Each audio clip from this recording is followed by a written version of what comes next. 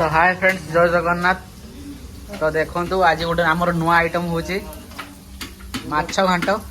तो आपण मैंने तो माछ घांट खाई थे हेले देखो केमती माछ भजाई आई आउ कोबी पड़ी माछ घांट हम।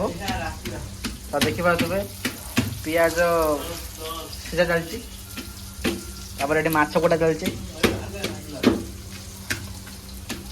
एपट किसी टमाटो कटाई रही सब मिक्सिंग होगी माछ घांट हम। आज आमर बहुत काम था तो से कम कर थका से आम माछ घांट करदेनु। तो देखिपारे माछ घांट। तो एपट देखो छुआ मैंने शुई कथा हो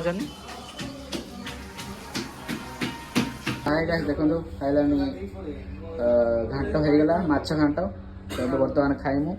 तो ये वीडियोटा को लाइक शेयर कमेंट आ मो चैनल को सब्सक्राइब करूँ। जय जगन्नाथ रोज।